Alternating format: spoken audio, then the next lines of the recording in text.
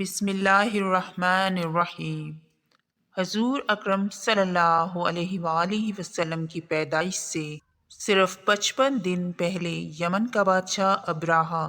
ہاتھیوں کی فوج لے کر کعبہ ڈھانے کے لیے مکہ پر حملہ آور ہوا تھا۔ اس کا سبب یہ تھا کہ ابراہا نے یمن کے دارالسلطنت صنعاء میں ایک بہت ہی شاندار اور عالیشان گرجا گھر بنایا اور یہ کوشش کرنے لگا کہ عرب کے لوگ بجائے خانہ کعبہ کے یمن آ کر اس گرجا گھر کا حج کیا کریں۔ جب مکہ والوں کو یہ معلوم ہوا تو قبیلہ کنانہ کا ایک شخص غیظ و غضب میں جل بھن کر یمن گیا اور وہاں کے گرجا گھر میں پخانہ بھر کر اس کو نجاست سے لت پت کر دیا۔ جب ابراہا نے یہ واقعہ سنا تو وہ طیش میں آپے سے باہر ہو گیا اور خانہ کعبہ کو ڈھانے کے لیے ہاتھیوں کی فوج لے کر مکہ پر حملہ کر دیا، اور اس کی فوج کے اگلے دستے نے مکہ والوں کے تمام اونٹوں اور دوسرے مویشیوں کو چھین لیا۔ اس میں 200 یا 400 اونٹ عبد المطلب کے بھی تھے۔ عبد المطلب کو اس واقعے سے بڑا رنج پہنچا، چنانچہ آپ اس معاملے میں گفتگو کرنے کے لیے اس کے لشکر میں تشریف لے گئے۔ جب ابراہا کو معلوم ہوا کہ قریش کا سردار اس سے ملاقات کرنے کے لیے آیا ہے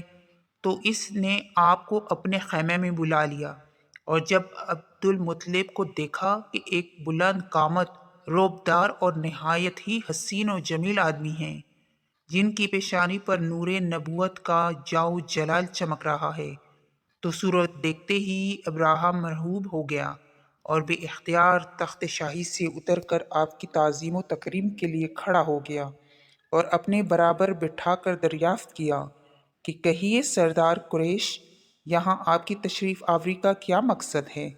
عبد المطلب نے جواب دیا کہ ہمارے اونٹ اور بکریاں وغیرہ جو آپ کے لشکر کے سپاہی ہانک لائے ہیں، آپ ان سب مویشیوں کو ہمارے سپرد کر دیجیے۔ یہ سن کر ابراہا نے کہا کہ اے سردار قریش، میں تو یہ سمجھتا تھا کہ آپ بہت ہی حوصلہ مند اور شاندار آدمی ہیں، مگر آپ نے مجھ سے اپنے اونٹوں کا سوال کر کے میری نظروں میں اپنا وقار کم کر دیا۔ اونٹ اور بکری کی حقیقت ہی کیا ہے؟ میں تو آپ کے کعبے کو توڑ پھوڑ کر برباد کرنے کے لیے آیا ہوں، آپ نے اس کے بارے میں کوئی گفتگو نہیں کی۔ عبد المطلب نے کہا کہ مجھے تو اپنے اونٹوں سے مطلب ہے، کعبہ میرا گھر نہیں ہے بلکہ وہ خدا کا گھر ہے، وہ خود اپنے گھر کو بچا لے گا، مجھے کعبہ کی ذرا بھی فکر نہیں ہے۔ یہ سن کر ابراہا اپنے فرعونی لہجے میں کہنے لگا کہ اے سردار مکہ، سن لیجئے، میں کعبہ کو ڈھا کر اس کی اینٹ سے اینٹ بجا دوں گا اور روئی زمین سے اس کا نام و نشان مٹا دوں گا،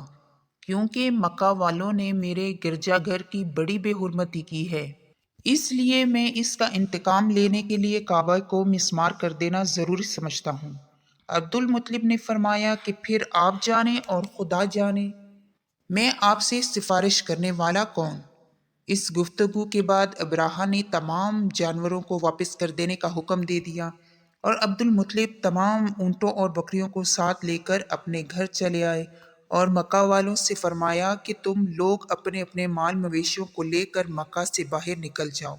اور پہاڑوں کی چوٹیوں پر چڑھ کر اور دروں میں چھپ کر پناہ لو۔ مکہ والوں سے یہ کہہ کر پھر خود اپنے خاندان کے چند آدمیوں کو ساتھ لے کر خانہ کعبہ میں گئے اور دروازے کا حلقہ پکڑ کر انتہائی بے قراری اور گریہ وزاری کے ساتھ دربار باری میں اس طرح دعا مانگنے لگے کہ اے اللہ، بے شک ہر شخص اپنے اپنے گھر کی حفاظت کرتا ہے، لہٰذا تو بھی اپنے گھر کی حفاظت فرما، اور صلیب والوں اور صلیب کے پجاریوں عیسائیوں کے مقابلے میں اپنی اطاعت شاروں کی مدد فرما۔ عبد المطلب نے یہ دعا مانگی اور اپنے خاندان والوں کو ساتھ لے کر پہاڑ کی چوٹی پر چڑھ گئے اور خدا کی قدرت کا جلوہ دیکھنے لگے۔